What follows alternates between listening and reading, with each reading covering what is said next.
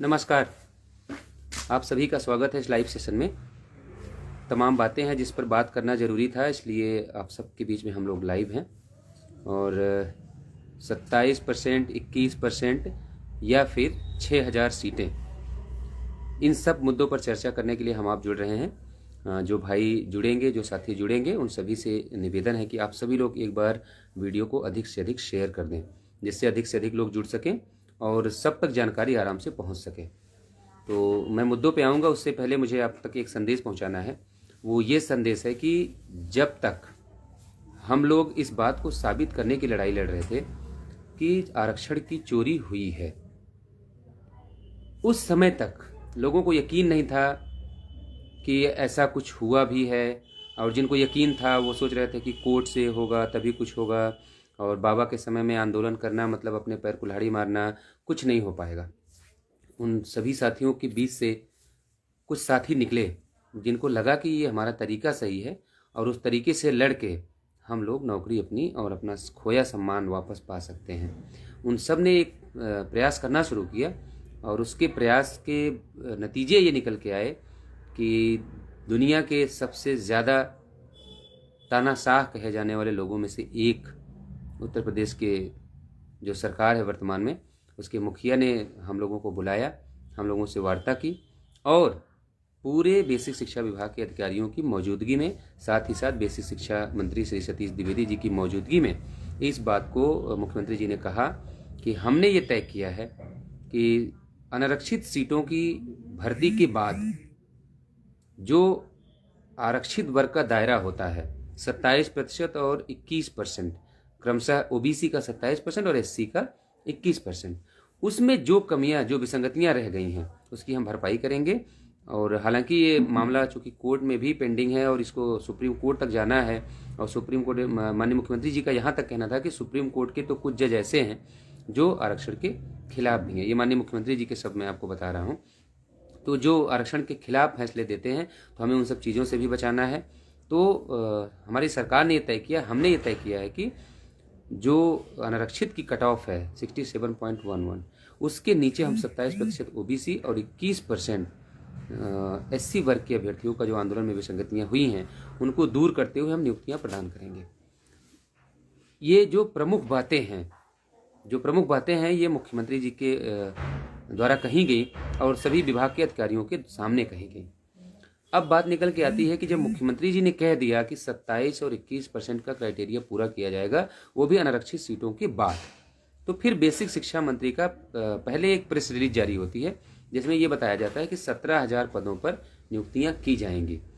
लेकिन फिर शासनादेश जो है थोड़ी देर में, शासनादेश क्या, प्रेस नोट जो है थोड़ी देर में संशोधित कर दिया जाता है और ये कहा जाता है कि 6,000, लगभग 6,000 पदों पर भर्तियां की जाएंगी आरक्षित वर्ग के लोगों से। अब इतनी सी बात को लेकर हमारे लोगों में बहुत परेशानी हो जाती है, बहुत लोग परेशान हो जाते हैं और उनको ये लगता है कि अब क्या होगा, 6,000 सीटों पर ये लोग कैसे समझौता कर लिए, कैसे मान लिए, कैसे इस पे बात हुई, कैसे मुद्दा हुआ। देखिए, तो मैं आपको बताऊं, जो आपके सामने ये फैसला आया है ये आज का नहीं है। असल में हम लोग जब आंदोलन कर रहे थे, आज के 4 महीने पहले माननीय मुख्यमंत्री जी ने इस मामले का संज्ञान लिया था और उन्होंने कहा था कि अभ्यर्थियों के प्रतिनिधिमंडल को बैठाकर उनके मामले को सुलझाया जाए। तो अधिकारियों ने ये हम लोगों से कहा था कि जैसे ही हमको आदेश होगा हम आपके कार्य में आगे बढ़ जाएंगे। उस क्रम में हम लोगों से ये कहा गया कि जो भी रास्ता निकलेगा उसमें आपके सभी लोगों का ध्यान रखा जाएगा, किसी का अहित नहीं होने दिया जाएगा। इसलिए आप लोग नंबर्स पे मत जाइएगा, लेकिन आपका कोई साथी छूटेगा नहीं। तो हम लोगों का तब भी यही कहना था कि जो संवैधानिक दायरा है, जो संवैधानिक हमारी सीटें बनती हैं 27% ओबीसी के और एससी की 21%, उसको आप पूरा कर दीजिए। उस दायरे में जो आएगा उससे हमें जो है कोई आपत्ति नहीं है। अगर हम बाहर भी होते हैं तो कोई आपत्ति हमें नहीं होनी चाहिए। तो इस दौर में जब बातें आगे बढ़ती गई और जब माननीय मुख्यमंत्री जी का अब आदेश हुआ उसको बढ़ाने के क्रम में, तो बेसिक शिक्षा मंत्री का जो बयान आया, जिस समय आया उसके ठीक अगले दिन हम लोग दोबारा उनसे मिलने गए और दोबारा मिलने के बाद हम लोगों ने इस बात को पूछा कि माननीय मंत्री जी, आपने ये 6,000 का आंकड़ा कैसे दे दिया। अब यहाँ एक बात ये उठती है कि 6,000 के ऊपर थोड़ी सी चर्चा कर ली जाए। दरअसल में जब हम लोग कह रहे थे कि घोटाला हुआ है, घरों से निकलिए, लड़िए, लड़ेंगे तो हमारा सम्मान, हमारी नौकरी हमको वापस मिलेगा, तो तमाम लोग ऐसे थे जिनको लगता था कि आंदोलन से कुछ नहीं होगा, आंदोलन से कुछ नहीं मिलेगा और ये सरकार झुकेगी नहीं, जो भी होगा कोर्ट से होगा। तो उन सभी लोगों ने सहयोग की जगह असहयोग किया हम लोगों का। लेकिन हम तब भी अडिग थे, हम लड़े और लड़ने के बाद हमने ये जीत हासिल की। और उसमें मुझे सिर्फ इतना जोड़ना था जिसकी वजह से मैं आपके पास लाइव आया हूँ। उत्तर प्रदेश में जो हमारे मुखिया हैं माननीय योगी आदित्यनाथ जी, उनके आदेश के ऊपर किसी का भी आदेश बड़ा नहीं हो सकता। उन्होंने इस बात को कहा है कि अनारक्षित वर्ग के बाद जो आरक्षित वर्ग की सीटें हैं उस पर उन अभ्यर्थियों की नियुक्ति की जाए जिनके नंबर्स अनारक्षित वर्ग की सीटों से अनारक्षित वर्ग की मेरिट से थोड़े कम हैं, उन लोगों से भरे जाएंगे। तो हम लोग अभी भी उम्मीद कर रहे हैं कि बेसिक शिक्षा मंत्री का कहना था कि चूंकि हमारे पास कोई आंकड़ा नहीं था और जो राष्ट्रीय पिछड़ा वर्ग आयोग की रिपोर्ट है उसके अनुसार जो अनारक्षित वर्ग के लोग हैं जिनकी नियुक्तियां ज़्यादा हो गई हैं, मैंने उन सीटों के हिसाब से ये बात बोली है।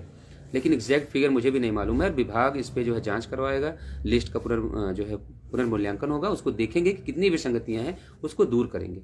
तो हम लोगों ने माननीय बेसिक शिक्षा मंत्री जी को बताया कि विसंगतियां तो आपकी सिर्फ अकेले ओबीसी की देखेंगे तो 15,961 हैं। तो उनका कहना था कि 15,961 हों चाहे 25,961 हों, जो भी विसंगतियां पाई जाएंगी उसको हम दूर करेंगे।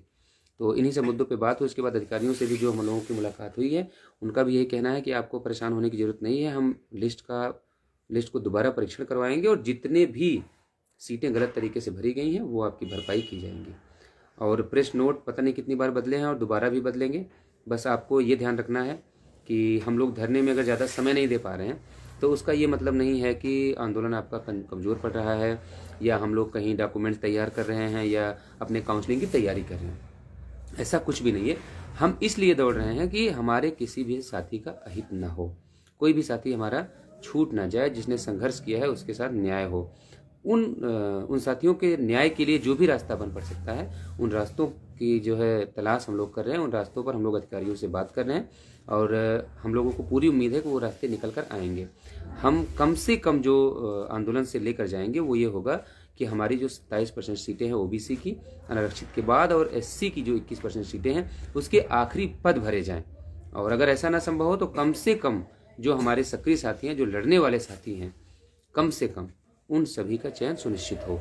और ये तभी संभव है जब सरकार ऐसे मामलों में जो लड़ने वाले लोग हैं उनके साथ कोई समझौता करे या फिर वो 27-21% पूरा आरक्षण करके जाए। उसमें जिसका होगा ठीक है, जिसका नहीं होगा उसको कोई आपत्ति भी नहीं होगी। तो इतनी जानकारी मुझे आप तक शेयर करनी थी। बाकी कल इको गार्डन से हम लोग दोबारा आपके साथ जुड़ेंगे करीब 12 बजे के आसपास। तो टाइम हम लोग पहले आपको अवगत करा देंगे। तो जो और भी जानकारियाँ होंगी क्योंकि कल 1-2 मीटिंग है तो वहाँ अधिकारियों के साथ बैठना है। और चूँकि कल एनआईसी भी अपना वर्क शुरू करेगी कि लिस्ट को दोबारा फिल्टर करने का, और अभी इस क्रम में चूँकि जो प्रक्रिया है उसमें 1-2 दिन लेट लगेगा क्योंकि बीच में 2 दिन छुट्टियाँ पड़ गई। तो इन सब बातों के साथ हम लोग दोबारा कल जब जुड़ेंगे, हो सकता है कि मैं और कुछ बताने की स्थिति में आपके बीच में रहूं, फिर हम दोबारा जुड़ेंगे। तब तक के लिए आप सभी को जय हिंद, जय भारत, जय संविधान।